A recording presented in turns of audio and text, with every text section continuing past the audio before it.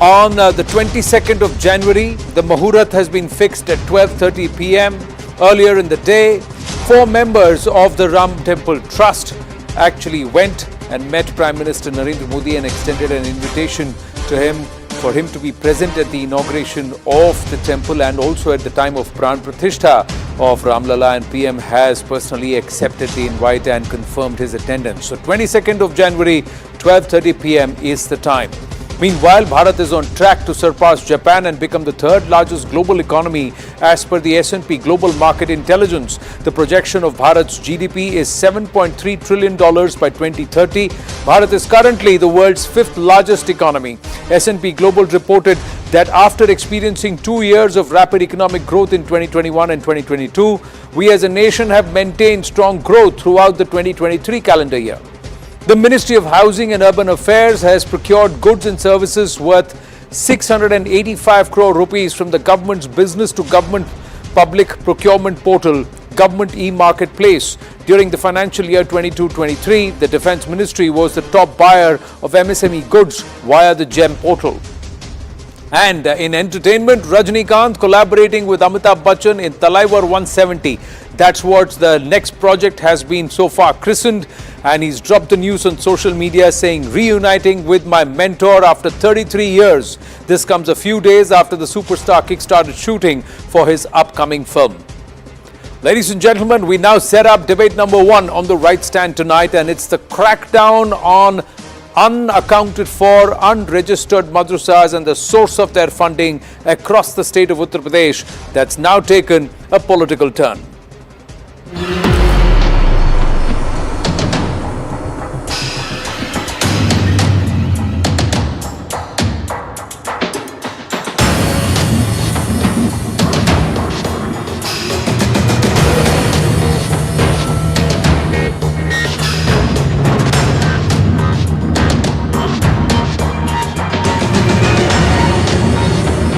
सीधे तौर पर मदरसे को बंद करने का एक प्लान है। पहले सर्वे के नाम पर, उसके बाद टेरर फंडिंग के नाम पर डराया धमकाया गया।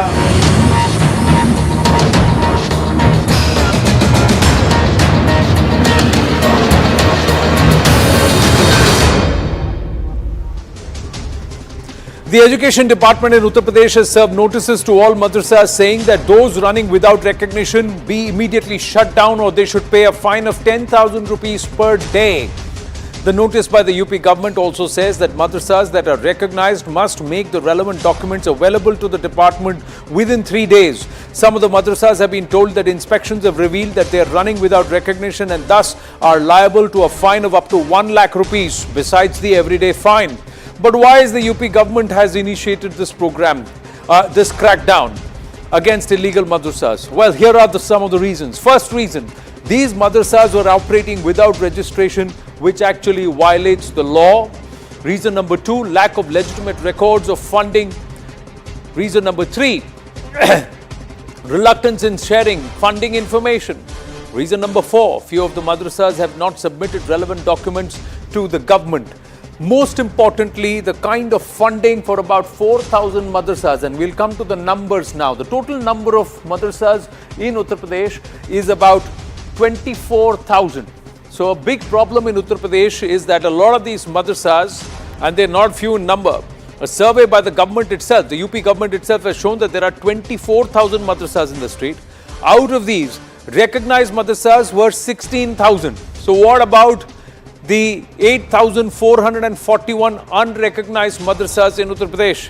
The larger question is that is about the funding of over 4,000 of these madrasas which are currently under the lens. Where are they getting the money from? And that's why this crackdown. Is this money ill-begotten wealth? Is it coming via dubious sources of funding from abroad? Who are the entities backing these madrasas? What's happening in these madrasas? These are questions that have been asked, and that's why the crackdown. But has this crackdown been labelled a conspiracy? Hello, Moto. Let's go across to Anand Ranganathan, author and commentator on and Ratan Sharda. Author leans towards the RSS and he keeps a keen eye on these kind of activities on ground, especially those which are in the garb of education, running perhaps what many call quote-unquote Gorakh Dhanda. Vivek Bansal of the Congress party or Congress leader should also be joining us in just a bit. But Ratan Sharda ji, this is a concern that's been raised. If the SIT wants to investigate these madrasas, there are a lot of opposing voices. And we'll try and play out some of those voices. And they say that this is deliberately being done around election time. बगल के states में चुनाव है तो आपने ये हिंदू मुसलमान का एक बहाना ढूंढ लिया. ये मदरसे कुछ तो 30 साल से चल रहे हैं. देश हित देश सेवा में काम कर रहे हैं. Some of them have been functioning or operational even before independence. Why send them notices? Why this crackdown? You are giving somebody's voice or should I speak? Yes, go ahead please. Okay. See, UP has been so-called controversially notorious in the words of Islamists, where Yogi doesn't think twice before taking action on illegal people, whether they are Hindus or Muslim, doesn't matter. He has demolished the homes of Hindus, Hindu mafia also and Muslim mafia also. For him, law and order is supreme. He has already done the complete survey of the madrasas, and 8,000 madrasas were found not registered. Why they were not registered, they have to answer. And a report it says that 20 crore rupees were received by these madrasas, and they have also got 2 people arrested for smuggling Bangladeshi citizens. And if you think of the number of Rohingyas who start from Myanmar or Bangladesh borders and come all the way into India, they come up to Jammu Kashmir, they go up to Ahmedabad, they go to Bangalore, Chennai, all of the places. Who gives them shelter? Who gives them the way? Who prepares ration card for them? Who prepares Aadhaar cards for them? These are the questions which will be raised when Mr. Yogi goes ahead and starts this investigation. Why should we always cry? 20,000 NGOs have already been barred from receiving foreign funds because they have not fulfilled the legal requirements. So you want foreign funds from all over the place, but you don't want to follow the law. There is no exception. Supreme Court may have exception for Hindu temples and madrasas and churches, but as far as we are concerned, there is no exception. Whether it's a Hindu organization or a Muslim organization, if you are having FCRA, either follow the rules or give it up. And they say we get support from Saudi Arabia. In some debate, somebody was saying. Yeah. So can they tell us whether it came through FCRA? It came directly. Now any issue that you create will have these repercussions of minority, majority, victim card, and all that. So you will not follow the law of the land. Then you say there is victim card. Sorry, both can't go together. But the larger question is also who is to blame for 4,000 of these unregistered madrasas operating? 8,441 madrasas are operating unregistered. Somebody allowed them to start functioning, right? Tab kya kar rahe? An ex-police chief who was also governor of West Bengal gave a report about 20 years back that all the bordering areas of Bihar, UP and Bengal have got large number of new madrasas and mosques. They are there on nearly every possible crossing, every possible bridge. Nobody paid attention. In fact, he was criticized, called communal. But he was a policeman. He was not a communal bigot like us. He was a normal policeman who saw the security of the nation compromised. Where did his report go? We don't know. But there is this report.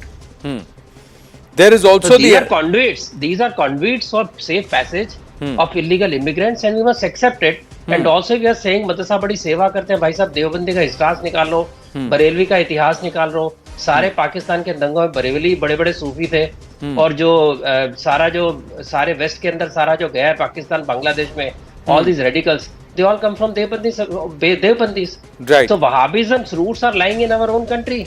World over, we are to blame for the terrorism. But that is a different argument altogether, Ratan Sharda. No, but here it is. Madrasa run either by Barelis or Devbandis. Who is the third person? But if the madrasas are registered, they have every right to run. Now, one of the arguments that's been kept, that's also been put forth by the Jamiyat Ulema-e-Hind. I'm bringing in Anand Ranganathan here. This is the argument that they are giving. They are saying that अतः उक्त मदरसे तत्काल बंद कर दिए जाएं, अन्यथा आप पर 10,000 रुपए प्रतिदिन हिसाब से जुर्माना लगाया जाएगा. ये नोटिस शिक्षा विभाग द्वारा निशुल्क एवं अनिवार्य बाल शिक्षा अधिनियम 2009 की धारा 18 के अधीन प्रेरित किए जा रहे हैं. So the Child Education Act of 2009, Section 18. But their counter argument is जबकि निशुल्क एवं अनिवार्य बाल शिक्षा अधिनियम 2009 की संशोधित अधिनियम 2012 की धारा 2.5 में स्पष्ट उल्लेख किया गया है कि यह नियम मुस्लिम मदरसों और पाठशालाओं एवं धार्मिक संस्थानों पर लागू नहीं होता. So they are saying that the act that you are quoting, a subsection of that act, wide amendment in 2012 itself excludes madrasas. So why are you sending a notice to them, to us? That's the Jamiyat's defense. Anand Ranganathan. Good evening, Anand. Look, finally in Yogi Adityanath, I think we have a chief minister who is taking steps towards true secularism and not the sham variety this country has been practicing on the back of our pseudo-secular constitution. To paraphrase George Orwell, in a time of universal minority appeasement, merely following a court order becomes a revolutionary act. These are court orders. Not only that, additionally, the Child Protection Agency has directed the state governments to audit all schools. That includes all religious schools as well. So this is the problem in this country. I have 4 points to make, and I will absolutely expose the nefarious agenda of the people who are opposing this. Number one, 8,000 madrasas are running illegally in UP. 4,000 madrasas are receiving funds from abroad, most of them without due paperwork. Number two, how can someone object to religious schools' income sources being audited? Are they a banana republic? And if the amount as claimed is in excess of 10,000 crores, half of it from secret sources, this is not just an educational and auditing issue, Anand. This is a national security issue. Number three, the state has no business running religious schools. Secularism means by definition total separation of religion and state, total. Our constitution is plural, not secular. There are half a dozen articles and amendments and directive principles in our constitution that make it plural, not secular. In fact, the word secular was inserted in our preamble by Indira Gandhi during the emergency. It was absent from Ambedkar's constitution. And it is this pseudo-secularism that has allowed the state to control Hindu temples while at the same time dish out salaries to Maulvis and run madrasas. In fact, it astonishes me that UP is essentially running through imparting state grants as many as 560 madrasas whose primary job is to impart Islamic education and Sharia dictats. Number four, finally, Anand, let me quote here Assam CM Himanta Biswa Sarma. Quote, madrasa, the word itself, should cease to exist. Teach Quran at home for hours if you want. But at school, a child deserves to be taught science and math. In fact, for a child to be admitted to a madrasa is a violation of his human rights, unquote. I think it is high time Yogi replicated Himanta's model, which is 614 madrasas in Assam will now be converted into regular schools. So the pupils will have a choice to either continue there and receive non-religious education like other children or leave. But we must also... join private madrasas, to which no one should have any objection. Anand, as practicing and imparting religious teachings is a constitutional right. Just 30 seconds if I may. This is a step towards promoting inclusivity among the minority community and should be welcomed by all. After all, if the children are being taught verses like do not marry your women to polytheist men unless they believe in Islam 2:21, or there is no deity except Allah 40:62, or those who deny the Quran, their necks will be shackled and they'll be dragged in boiling water 40:70. If the children are being taught all this, I hope you can see the irony that here are states accused of being a Hindu Rashtra by Muslims, teaching Muslims that Hindus are the worst of creatures and do not marry Hindus unless they convert. Finally, good luck with promoting inclusivity. I want to end with a quote here. Quote, madrasas are the hotbed of terrorism, unquote. You know who said this? No, not a Hindu, not a Hindutvawadi, but a Muslim, Parvez Musharraf. All of these considered, Himanta Biswa Sarma Anand Ranganathan shut down not just the madrasas, but he also shut down all Hindu religious institutions also which were getting state funding. He stopped the state funding and he said, if you want to function, function on your own and let these modes of religious instruction be at your homes or perhaps at the temples wherever you are wanting to do it. So he was unequivocal in his position. A large part of people do not understand that it was not unilaterally aimed only at the madrasas. Even that is what secularism is. Correct. Even in Uttar Pradesh right now, the larger question is nobody is asking how are these madrasas able to generate and germinate and also try and proliferate. 4,000 madrasas is not a small number. I asked the same question of Ratan Sharda ji. Vinod Bansal ji from the Congress leader, he is having trouble joining us and connecting. So we are hoping he should connect with us. Yes, Vinod Bansal is with us. Vinod Bansal ji, thank you. Vivek Bansal ji, Vivek Bansal ji. Sorry. My bad. I apologize. Vivek Bansal ji. No. Vinod Bansal ji is a VHP leader. Vivek Bansal ji is a Vivek Congress. Bansal is Congress Vivek leader. Bansal ji is a Congress leader. Vinod Bansal ji is a VHP leader. Sorry. Very small difference. No, significant difference. Difference is very wide. Significant difference देखने वाले के ऊपर है from their perspective. But Vivek Bansal ji, let me ask you this.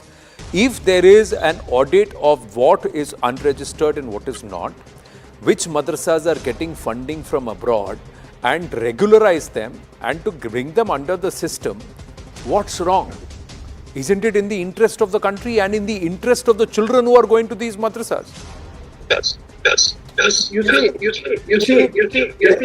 the time any state action is without discrimination and without any biases. I don't think in the interest of the children of those madrasas is good enough. But unfortunately, a perception has been created that the present regime is against the madrasa teaching or madrasa institutions or madrasas. So that has to be set right first. Our message should go across to madrasas who are running that we are going to very even-handedly with all those educational institutions, irrespective of caste or religion. So that there is need of the hour, basically. And if with these intentions and the perception is set right, I don't think there is any objection. But Vivek ji, currently under the Yogi government, 16,000 madrasas, registered madrasas are already functioning. So if there was an agenda only against one particular community and their educational systems or institutions, then these 16,000 madrasas should also not be functioning. 16,000 registered madrasas are functioning in Uttar Pradesh. The question is, what are these 8,441 doing? They are unregistered. 4,000, nearly half of them, their source of funding is a doubt. Shouldn't that be a concern for all of us? That is the point. That funding from outside. It's not a question that madrasas are not giving me the number of madrasas. Definitely, these numbers are there. But somehow these madrasas have a feeling, all the people who are running it, a sense of persecution is there. They are being looked down upon by the present day regime. विवेक जी 4,000 मदरसे बिना registry के foreign funding से चल रहे हैं और उन पर एक्शन ले तो दे आर परसिक्यूटेड और are they being held accountable for violating the law? Definitely, I said Anandji, but even a perception needs to be created that they are going to be even-handedly, and those who are unregistered, definitely, who says that they should not be registered? That is exactly the whole exercise. The whole exercise, yeah, I तौबा क्यों much रही है फिर? Then you please ask those who are making a big deal out of this, saying that regularize. Just one question. Everybody has raised this question. Yes. We have to move on to the next debate, but yes, Ratan Sharda ji, yeah. Mr. Bansal, what was the reason for making a minority exemption from our right to education? What was 93rd Amendment? Was it equitable law for Hindus and minorities? Can you explain it to me? You brought the amendment 93rd and you exempted all the minority issues. That was equitable in terms of law? Please tell me. Secondly, madrasa qualified can go for IS, go for any degree. A Shastri cannot. Was that not discrimination? Only 4% Muslims go to madrasa as per their own admission, the Muslim leaders' admission. Then why are there 24,000 madrasas? If there are 4%, are they really suffering so much that they will go to 24,000 madrasas? What is the number of Muslims who go to madrasa? What is the youth going there? What do they learn? Only Urdu. But they can go to government jobs. Shastri cannot go to government job. All these are done under your benign secular government. Please tell me what is wrong with RTE. Why did you pass 93rd Amendment? Just give me one answer. We'll close the debate.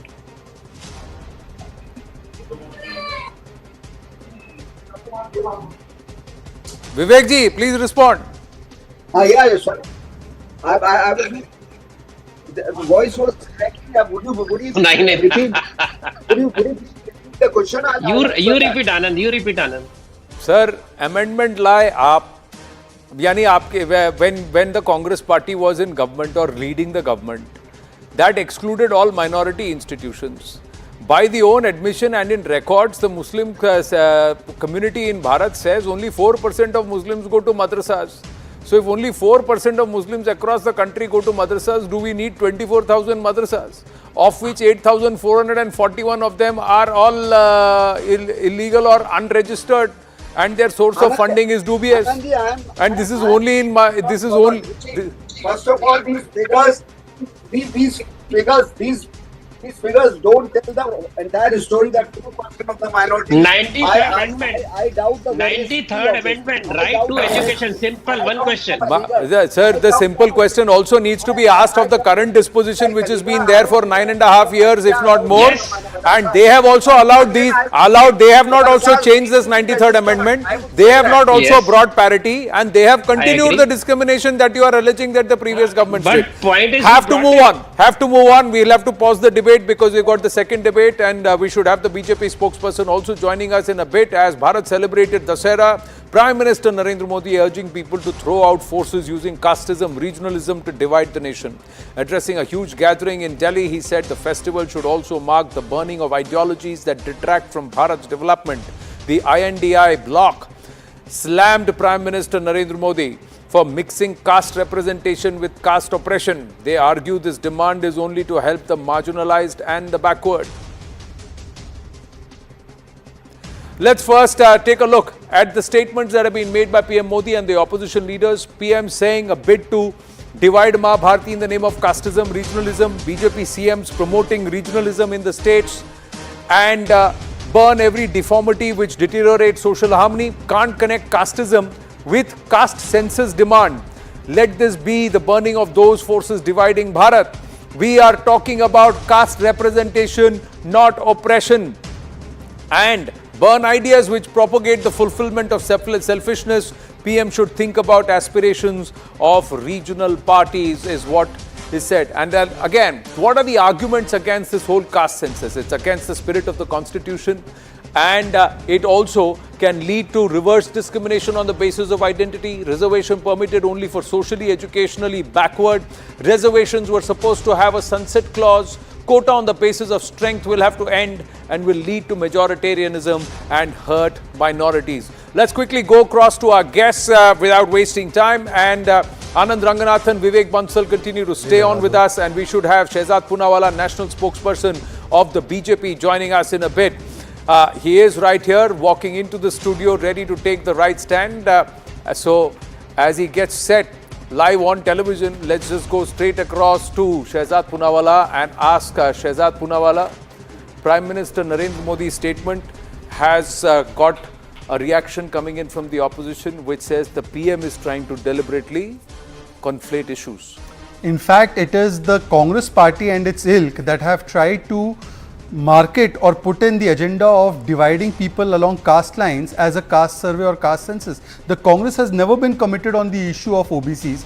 First of all, the Congress party was against Mandal Commission. From 1979 to 1990, they opposed the Mandal report and its implementation. Then in 1990, when the VP Singh government backed by the BJP implemented it, Rajiv Gandhi got up in parliament and opposed it. They have opposed even the OBC Commission being given the constitutional status. It is the Prime Minister who comes from the OBC category and is the first Prime Minister to complete his tenure. And today these people who said once upon a time na jaat par na paat par muhar lagegi haath par are today going against this stand. So firstly, the Congress party representative should tell us that were Indira Gandhi and Rajiv Gandhi wrong? Was Nehruji wrong? In fact, in 1931 a caste census was done. 1951 for the first census after independence, it was Nehruji who said that we should not have caste census. So was he wrong? Is the Congress party admitting it? Point number two. Today the issue is that what is the Congress stand? In Karnataka they have done caste survey, they oppose releasing its figures. In Odisha as the opposition party they oppose it. In centre when they had done the caste census between 2011 to 2014 they did not really reveal the figures, and when we came to power we saw there were 8.5 crore errors in it. We have given it back to the states have not rectified it. Today the BJP has over 80 OBC MPs. We have 40% of OBC MLCs. We have given 29 ministries to OBC people. So is the BJP against the OBCs, or it is the Congress party which has always been against OBC, SC, ST, which is now trying to play the caste card only to divide the people? Poonawalla, is that on the one hand you are saying that we should not play the caste card. On the other hand, you are only saying, patting yourself on the back to say, oh, we've done well with caste. I'll tell you why. So दोनों तरफ double ढोलकी हो गया ना. No. Bihar में भी आपने, weren't you part of the government when you passed the resolution for the caste census? This is because the BJP, if you see right from its inception to now, the BJP has always been with the idea of social justice to the extent that we are saying there's a new caste, the caste of Labhartis. When we give Mudra Yojana, when we give Nal Se Jal Yojana, Shauchalaya Yojana, who are the beneficiaries? It is the poorest of the poor. When we say that in the EWS there must be affirmative action even for those people who belong to so-called forward caste only on the basis of poverty. So for the Prime Minister, poverty is the biggest caste, and therefore we say that the Congress party is trying to divide, whereas we have said that it will not be. But when it comes to giving tickets, then the Labharti is based on caste. Absolutely or not. Is it based on winnability? It is based purely on the fact that who will be a good Jan Sevak. But yes, when it comes to representation, we are very proud to say that the first president who has come from the Adivasi community, a female from the Adivasi community, has been given by the BJP. Is the Congress opposed to it? The Congress had 60 years to do this. Why didn't the Congress ever do it? Why didn't the Congress party make an OBC person the Prime Minister like the BJP has made? I have only one question. Has the BJP made an OBC Prime Minister, or has the country elected a leader who they believe has a vision for Bharat? The problem with the Congress party is... Did the people of Bharat vote for Prime Minister Narendra Modi thinking that he is an OBC leader, or did they vote for him knowing that he has shown a successful track record, as he claimed, for Gujarat? Absolutely right. The people of this country have voted for Prime Minister Modi because he works for all 140 crore Indians. But because the Congress has started seeing things through the prism of caste, then even from that parameter, the Congress must see where it stands. And the last point... You are somewhere, sir, here on the conceding that the Congress is dictating the narrative and the BJP is responding to it. The Congress is actually falling into a trap which has been laid by its own ally party, and the Congress party na ghar ki rahegi na ghat ki rahegi. Let Vivek Bansal ji respond. Vivek ji. Anand, let me tell you answer Mr. Poonawalla. What we have been alleging that is trying to give Sir, I am getting a dual audio from you, so that's why you are not clear. So if you have a source like a TV on, please kindly mute the television, because you are not able, I am not able to hear you clearly on air. So if you have a TV on, can you please kindly mute it?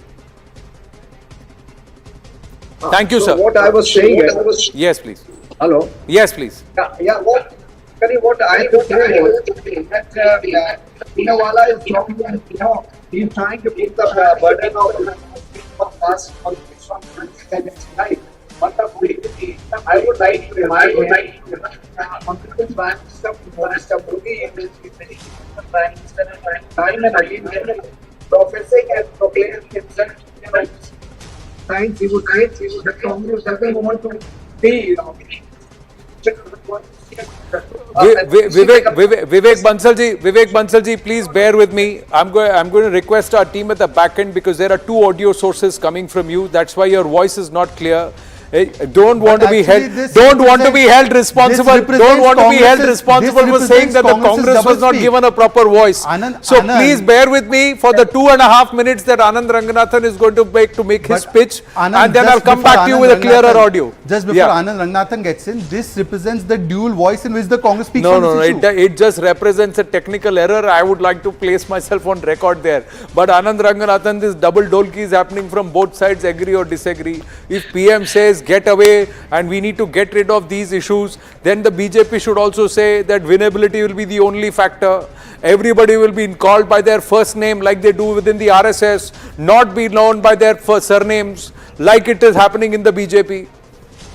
No, of course, Anand, and can I just say that although it's very easy for Shahzad to combat one Anand, I think it'll be quite difficult for him to combat two Anand. So I think we'll get ample time to... He's got a smile on his face. Look, it is beyond doubt that every party is hypocritical, especially when it comes to the question of caste. We had an example a couple of months ago when one of the most abusive politicians ever around, who wanted to raise, perhaps even murder, BJP top, creme de la creme of politicians, joined the BJP purely because of caste reasons. So this is not a question of hypocrisy, but can I please turn my attention to the caste census, because I need a couple of points to make it. It's important. Look, it is very amusing that same Rahul Gandhi is now waxing eloquent about caste census, when it was his government at the center that conducted the caste census but did not make it public for 3 years. Remember, it was his government at the state in Karnataka that conducted the caste census but did not make it public for 4 years.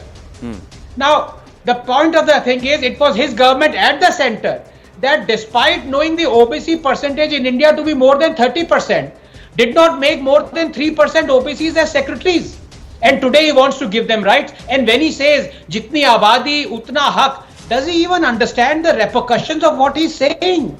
Of what havoc this statement can bring to minorities, both ethnic and religious, amongst all communities in India. Finally, Anand, just a minute. As far as reservations are concerned, beyond the hypocrisy of every political party, I have very briefly 3 points to make. Number one, if this is a moral obligation, then why is the creamy layer also included in the reservation quotas? Are they not privileged enough now? Does the family of Lalu Prasad Yadav, for example, need any reservations? Number two, as was reinforced by none other than the Chief Justice of India, that even Ambedkar wanted reservations only for a limited period of 10 to 30 years. Why do our present crop of politicians not have the guts to implement that? And finally, just 30 seconds. As I said, if giving reservations is a moral obligation, and it is, then why are reservations excluded from certain domains and sectors, the prominent among them being the judiciary? Why do the judges suddenly think of merit when it comes to appointing their own, but think of quotas when it comes to appointing doctors, scientists and other professionals? Is that not hypocrisy as well?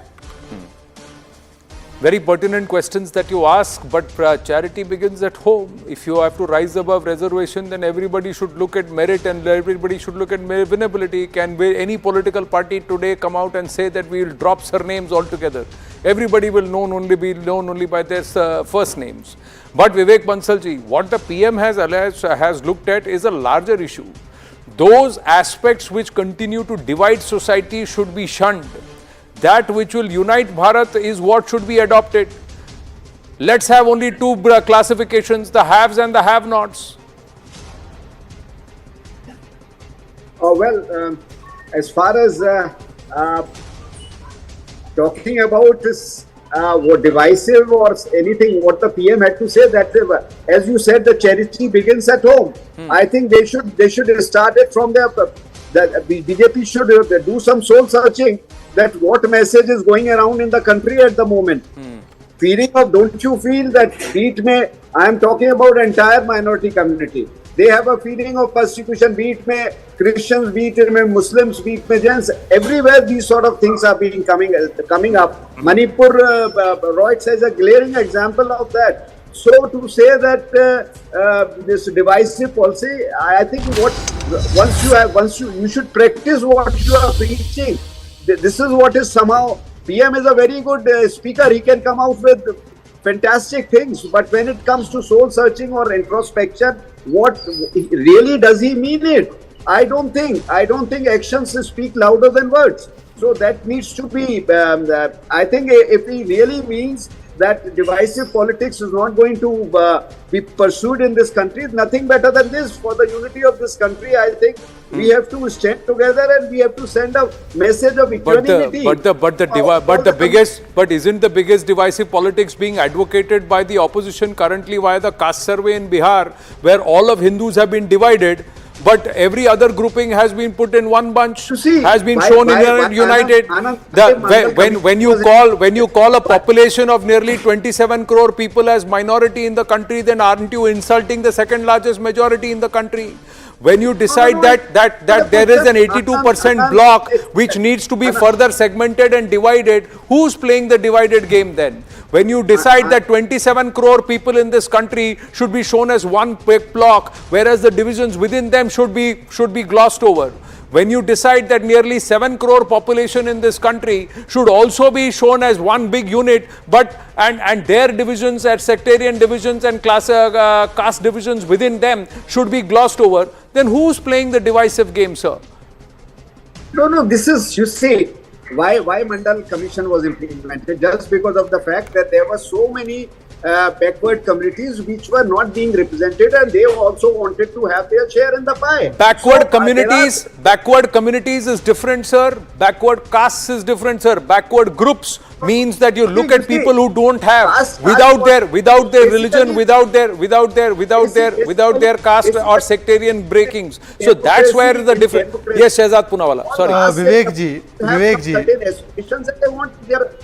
They want to be represented in the country. Vivek ji, taking from this point, since you say Rahul Gandhi today is correct when he says for a caste survey, and he says jitni jiski sankhya bhari utni uski hissedari, so are you then saying that when Nehru ji, Indira ji and Rajiv ji said na jaat par na paat par muhar lagegi haath par and rejected caste survey and Mandal Commission report, both of them were wrong?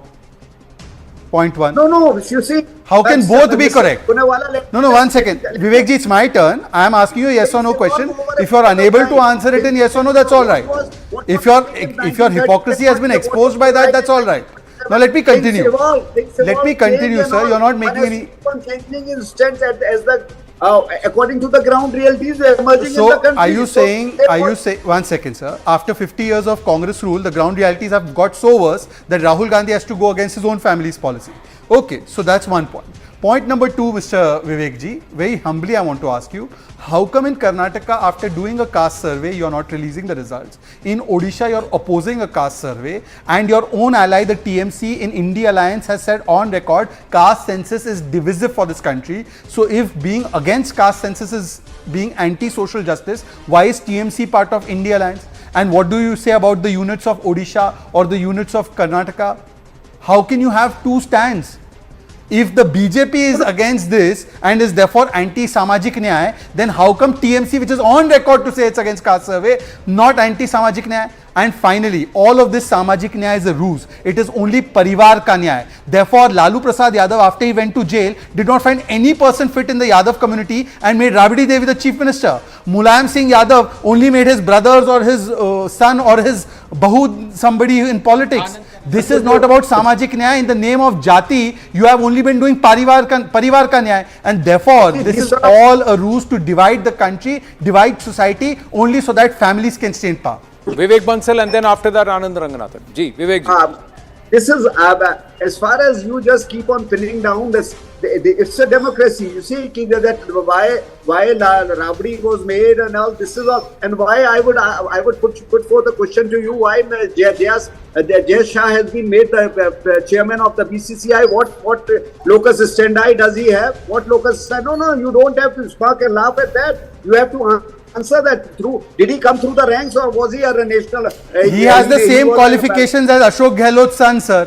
Ashok Gehlot's son is also in Rajasthan Cricket Association.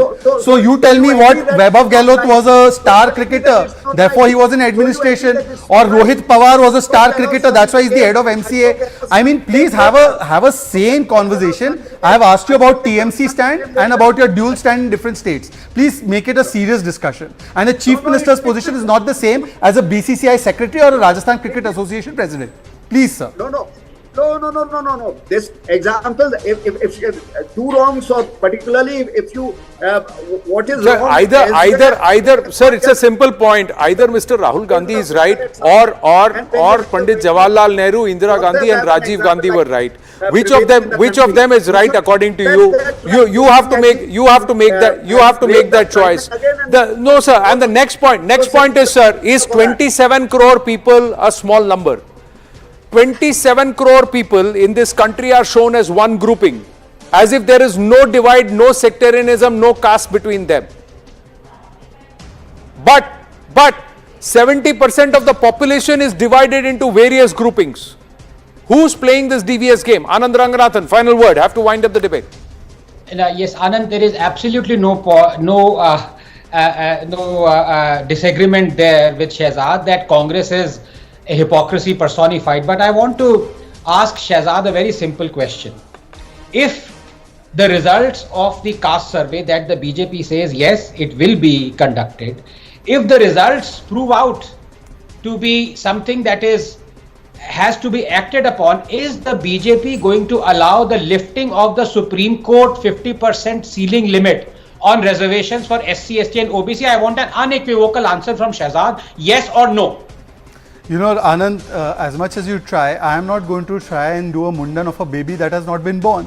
We'll cross that bridge when we get to it. I am too experienced in political debates for me to answer hypothetical questions. But since you posed that question at the altar of the Supreme Court, it would be an answer best left to the Supreme Court to answer. And if and when people like you might approach the court, so I am sure the Supreme Court will answer on that as well. And not just that, not just that. If there is a survey that continues to show, like in Bihar, that 82% of the people are actually Hindus, then who should have the right to pass the law and who should have the right to retain and enjoy the benefits?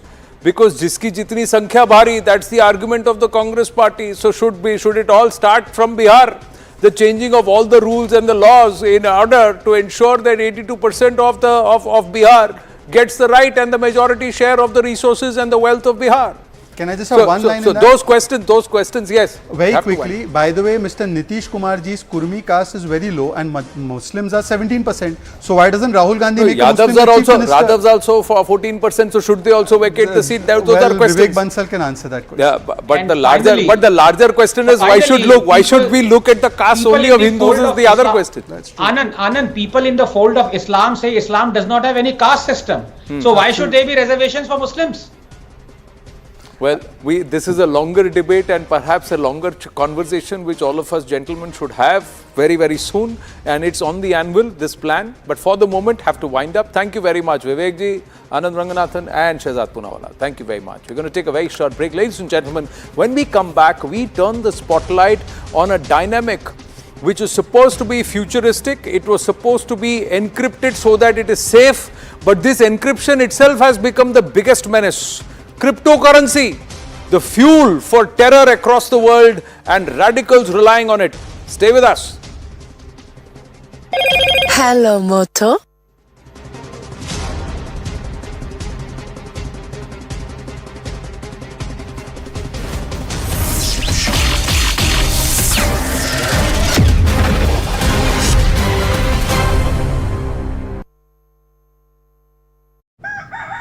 से कई दुश्मन देश हैं Israel के, कई देशों से Israel की लड़ाई है हर बॉर्डर पे, लेकिन ये सबसे करीब का अस्पताल है। 10 किलोमीटर से कम के अंदर में ये अस्पताल है। यहाँ से लेबनान बॉर्डर दिखता है और ये इमरजेंसी वार्ड, आपको बता दे, ये इमरजेंसी वार्ड है। और ये जो इलाका इमरजेंसी वार्ड में अगर बॉम्बिंग भी हो, मिसाइल भी दागे जाए तो यहाँ का जो कामकाज है वो ठप नहीं होगा। ये जो देखिए बहुत मजबूती से इन दीवारों को खास तरीके से बनाया गया और इसका मकसद ये है, ये बुलेट प्रूफ कांच है, ये बुलेट प्रूफ कांच है। ये दिखा दे, यहाँ बॉम्ब स्प्लिंटर जो रॉकेट से निकलते उनका असर नहीं होगा। किस तरह से ये बनाए गए हैं आपको अंदाजा लग सकता है। और इसी तरह से हॉस्पिटल को तैयार किया गया। 2006 में जब इजराइल और लेबनान की वॉर छिड़ी थी तब भी इस हॉस्पिटल की मजबूती इतनी थी कि यहाँ कोई असर नहीं हुआ था, जबकि एक जो हमला किया गया था हिजबुल्लाह की तरफ से वो यहाँ तक पहुँचा था अस्पताल के ऊपरी माले पे। लेकिन ये इमरजेंसी वार्ड है। युद्ध अगर बहुत आगे भी बढ़ा तो कोई दिक्कत नहीं होगी। ये देख सकते बहुत मजबूती से इन जगहों को बनाया गया है।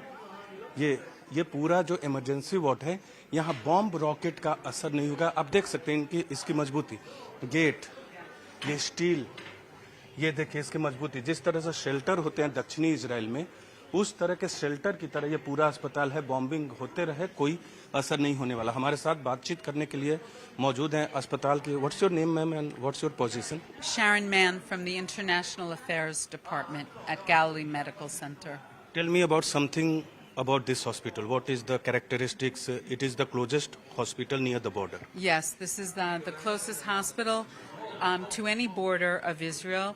It's we're 6 miles from the Lebanese border, the northern border, and we serve a very diverse community of more than 6 lakhs. Yeah, we serve a community of about 660,000 people. What is the, here you told me that even bomb can't destruct the structure. Our emergency department is fortified and protected. This is very protected. Yes, so it can be completely closed. This is like And a shelter. It is exactly a shelter. It is exactly a shelter. So the idea is to provide a structure that we can provide care, hopefully all the time in times of peace, but And the time of war, in because time of- your country is in the time of war. yes, but also in the time of war. We want Can you tell me something about the structure? कुछ बता सकती है? Can you tell? It's built. You can see the very thick walls. It could be completely. बहुत closed. मोटी दीवारें हैं, देखिएगा. और कुछ है? It's fortified. It's protected. It's essentially a bomb shelter. From top also? It's a bomb shelter essentially, and ये so, bomb shelter है, इमरजेंसी वार्ड है, लेकिन बॉम्ब शेल्टर की तरह भी इसका इस्तेमाल होता है. यहाँ अगर बॉम्बिंग भी हो, जिस तरह के रॉकेट हमास छोड़ता है दक्षिणी इलाके में या हिजबुल्ला छोड़ता है उत्तरी इलाके में, लेबनान इजराइल की बॉर्डर पे हैं, यहाँ कुछ भी हमला होता है तो असर नहीं होगा. यहाँ ये these glasses are bomb. well, you can see that's outside the door, but the ceiling that is over the area where the ambulances come in Please show me. is also built.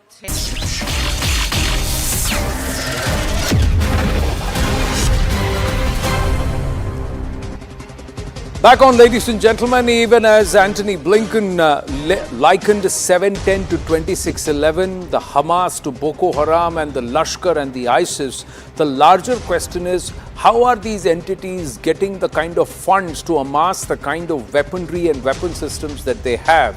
And the answer lies in cryptocurrency. Encrypted currency that is supposed to be protecting identities and also transactions, but that's being used perhaps to fund the biggest narco and terrorist operations across the world. How big is this crypto menace? Intel sources informing CNN News 18 via our group editor security Manoj Kumar Gupta. Crypto transactions are being seen on the darknet for terror funding. Cryptocurrency is being used for assigning terror tasks assigned from country where crypto oversight mechanism isn't very strong. Terror groups are using crypto exchanges for instant money transfer.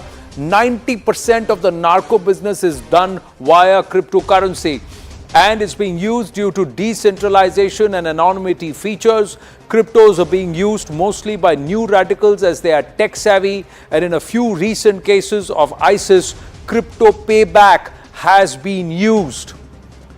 Now, the Hamas and crypto donations, the Begin India think tank has these following observations, and this is under consideration. We are given to understand between the US and the Israeli governments to try and collaborate and clamp down. Hamas and Palestinian Islamic Jihad using crypto and digital assets to evade US sanctions. Amount of crypto funds for Hamas have spiked. The attacks and before $873,000 in Tether as Binance blocked by Israel across 100 plus accounts, and Israel more than 200 crypto accounts are still under the lens. Hamas received approximately $41 million in donations since August 2021, and all of these monies have been transferred using the crypto route. Actual donation considering invisible funds is pegged at nearly $100 million, and this has put multinational crypto exchanges under scrutiny. US is actually mulling to categorize crypto mixers as national security threats. Joining us, Kobi Shoshani, Israel's Consul General to Midwest India, Deepak Kapoor, cybersecurity expert and also founder of the Begin India think tank, and Sushant Sareen, senior fellow ORF. Namaste, gentlemen. Thank you very, very much for your time. Mr. Shoshani, is this true? Is crypto under scrutiny, the kind of money that's coming in, where it's coming from, and also the flow into entities like the Hamas and the Hezbollah? Good evening, Anand. You're absolutely right, and your words in the beginning was accurate in such a way. The war against terrorism, against brutal terrorism activities like we saw in Israel in the last 2 weeks, it's military, intelligence, and financial. And in this case, I have to say something which I don't know if you know. We know about this cryptocurrency axis for many, many months before the event 2.5 weeks ago. Our Minister of Defense did the utmost to locate and to find out, along with collaboration with other countries, the IP of this axis. Unfortunately, we closed, and you mentioned the numbers, and I will tell you in a very frank way, we closed around $2 million. That's it. The rest transferred in a very, very, the amount was very, very high through crowd funding, and sometimes it's undercover. To open such an account without any possibility to know who is the source and where is the target, it's very, very difficult, and we need a cooperation from all over the world. But right now we try to do our best, along with our legal system as well, how to find out more and more channels of this cryptocurrency transfer, and we will close them one by one. But for that we need a cooperation with the international community. But is there any technology that can source if there is cooperation and multilateral cooperation, Mr. Kobi Shoshani? I know the US and Israel are working together, we are given to understand, but there are Russian exchanges involved. And this kind of money, because accounts can be opened and closed within minutes. So where the money goes, it's a labyrinth.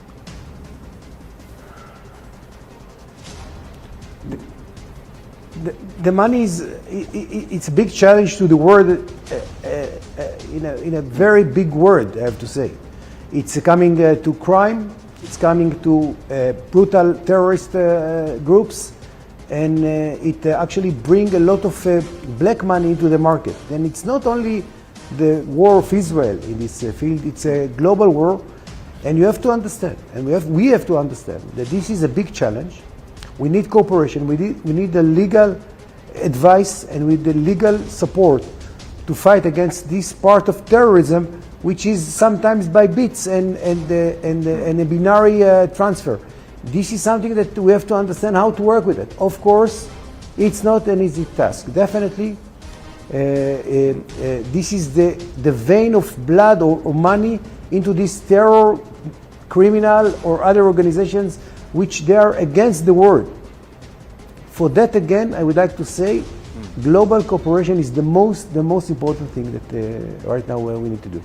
More complex than the 500-kilometer odd tunnel network that the Hamas operate out of in Gaza. Deepak Kapoor, how can this be? You've been able to unearth this. Is there a way to crack this? Is there a way to stop the source, that is the funds?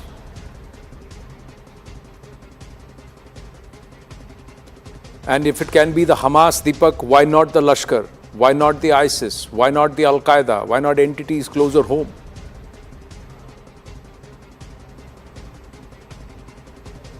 Deepak, can you hear me? We'll try and get Deepak Kapoor back. Sushant Sareen, the question to you too. Yeah, so look, at one level... Mr. Shoshani just asking Mr. Sushant Sareen to make his comment, and I'll come back to you, sir. Yes, Sushant. Yeah, so Anand, at one level, the cryptocurrency being used for terror finance, for money laundering, for all kinds of other dubious activity adds, several layers of complexity over this particular form of finance for illegal activity. That's true. On the plus side, however, it also leaves a trace. Now, Mr. Sushani is right that that trace is only possible if you get cooperation. And that is where you enter into a much more complicated problem. When you have states like Qatar, for example, Turkey, in some cases Russia, actually supporting some of these groups or turning a blind eye or not cooperating, then the problem becomes magnified many times more, right? It becomes manifold. So that is the other problem. But I think the other way of working around it is that, and the Israelis are very good at it. In fact, they are among the leaders in trying to track down cryptocurrency. but without cooperation, they will very often hit a dead end. But I think the other way of looking at it is that money has to ultimately come into the hands. It has to come in as hard currency, so that it can be used for the purchasing of things. It can be used for paying your soldiers. It can be used for a variety of activities. So that could be one possible way that you start tracking it back, to where it was coming from. And the second is that ultimately you have to go and buy stuff with it, and you will buy stuff with it in the arms bazaars, from arms dealers and stuff like that. So that could be yet another way that you could try and track this down. But I think it's a no-brainer that it adds many layers of complexity to an already wicked problem. But Mr. Shoshani, you agree that unless this crypto menace is stopped, along with, of course, the narco route, funding for terrorist organizations will continue. This is the new age of the radical funding. This is our new war against terrorism, definitely. But I have to tell you something. In order to build up a tunnel in such a massive distance, like the tunnels that we see in Gaza, it's a completely full city under the ground. It costs money. Yeah. And some of the people giving money sometimes for the good deeds, let's call it like that, sometimes to help hospital in Gaza, sometimes to help kids in Gaza, sometimes for medical services. And this money, the tension sometimes is a very positive tension, but eventually these terrorists take this money, it's undercover, and take this money, and instead of buying medicine, instead of buying build up the hospital, instead of giving water and try to make more work to the people of these places, they are taking this money to the tunnels and to the missiles and to the ammunition. And this is something that we have to fight against it in a very sophisticated way. You're absolutely right. So, yes, quickly, sir. I've just got 20 seconds more. Yeah. So very quickly. Look, number one, anybody who wants to do charity to hospitals and for other welfare activity doesn't really need to send money through crypto. First and foremost. Secondly, given the kind of construction which we are now getting to know has been done under Gaza, somebody took the eye off the ball in the sense that kind of cement, the kind of other stuff which you need to do that level of construction, if you start tracing that back, you might be able to figure out how and who was funding this. Entire thing. But is there, winding up on that note, ladies and gentlemen, leaving you with this thought, and we'll continue this course of investigation in the days to come. Thank you to our guests. That is it possible that it was never translated into the currency that we know? It's all being done still in crypto. Big challenge there. Thank you for watching. Brass Tacks with Zaka follows.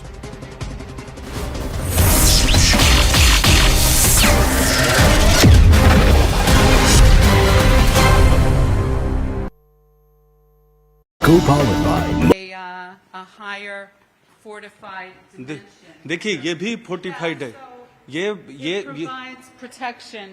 ये भी जब ambulance से मरीजों को लाया जाता है तो ये भी फोर्टिफाइड है, यानी इतना मजबूत है कि बॉम्ब और रॉकेट का असर नहीं होगा. इस तरीके से बनाया गया. तो यहाँ भी लोग छुपेंगे. और ये ग्लासेस जो हैं ये बुलेट प्रूफ हैं, स्प्लिंटर प्रूफ हैं. हम आपको incoming patients and healthcare workers are provided protection as they. सबको प्रोटेक्शन मिलेगा, जो चाहे इंजर्ड हो, जो सोल्जर आए, जो आम नागरिक आए या आम लोग हो, यहाँ के स्टाफ हो. अगर यहाँ वो हैं तो जो इलाज की पूरी कार्रवाई होती है उस पर कोई असर नहीं होगा. और हम सबसे इजराइल और किसी देश के बॉर्डर के बीच में, इजराइल और बाकी देशों के बीच जो बॉर्डर है उसके सबसे नजदीक के अस्पताल में है. और कह सकते हैं कि जो दूसरा वॉर फ्रंट है यानी लेबनान इजराइल बॉर्डर का, उसके सबसे नजदीक के अस्पताल में भी हैं और वैसी जगह पे हैं जो कि बॉम्ब और रॉकेट से सुरक्षित है. यहाँ रॉकेट और मिसाइल का असर नहीं हो सकता.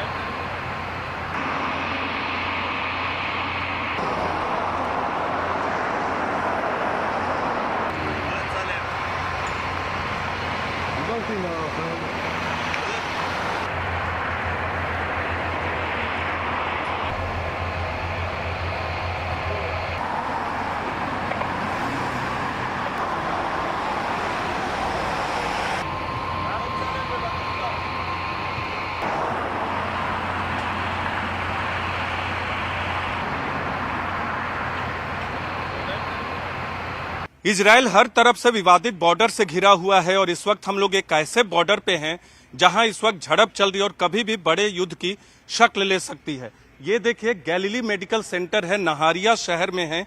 नहारिया शहर में ये बड़ा मेडिकल अस्पताल है और उसके इमरजेंसी डिपार्टमेंट में है। यहाँ लाने का मकसद ये है कि ये सबसे बड़ा अस्पताल है जो इजराइल के किसी भी बॉर्डर से, कई दुश्मन देश हैं इजराइल के, कई देशों से इजराइल की लड़ाई है हर बॉर्डर पे, लेकिन ये सबसे करीब का अस्पताल है। 10 किलोमीटर से कम के अंदर में ये अस्पताल है। यहाँ से लेबनान बॉर्डर दिखता है और ये इमरजेंसी वार्ड, आपको बता दे, ये इमरजेंसी वार्ड है और ये जो इलाका इमरजेंसी वार्ड में अगर बॉम्बिंग भी हो, मिसाइल भी दागे जाए तो यहाँ का जो कामकाज है वो ठप नहीं होगा। ये जो देखिए बहुत मजबूती से इन दीवारों को खास तरीके से बनाया गया और इसका मकसद ये है, ये बुलेट प्रूफ कांच है, ये बुलेट प्रूफ कांच है। ये दिखा दे, यहाँ बॉम्ब स्प्लिंटर जो रॉकेट से निकलते उनका असर नहीं होगा। किस तरह से ये बनाए गए हैं आपको अंदाजा लग सकता है। और इसी तरह से हॉस्पिटल को तैयार किया गया। 2006 में जब इजराइल और लेबनान की वॉर छिड़ी थी तब भी इस हॉस्पिटल की मजबूती इतनी थी कि यहाँ कोई असर नहीं हुआ था, जबकि एक जो हमला किया गया था हिजबुल्लाह की तरफ से वो यहाँ तक पहुँचा था अस्पताल के ऊपरी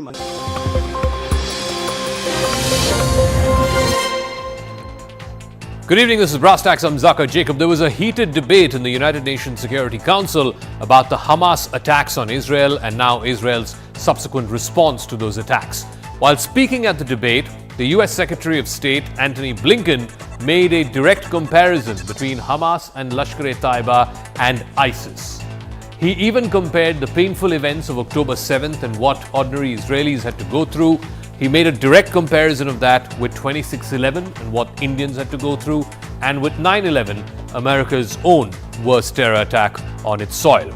The comparison might be apt. If it is, and these were all terror attacks, no doubt about it, terror attacks which targeted innocent civilians who had no means to fight back, neither were they directly involved in whatever political grievance may be behind those terror attacks. The question then is, why is the international community insisting that Israel and India and the United States and other civilized nation states which follow the rule of law have to also follow the rules of war? Did Hamas follow the rules of war when it attacked children, elderly, women, non-combatants who have nothing to do with whatever underlying political grievances there are? Should the rules of war apply only to nation states? And certainly it should apply to nation states. It's no one's case that it should not. But if it does apply to nation states, how can you then say that it should also apply to terrorist outfits, whether it is Hamas, whether it is Lashkar, because they are not playing by the rules of the game. And if they are not playing, you have an enemy, an adversary who's not playing by the rules of the game, then why are nation states then expected to still play by the rules of the game? But first, the story.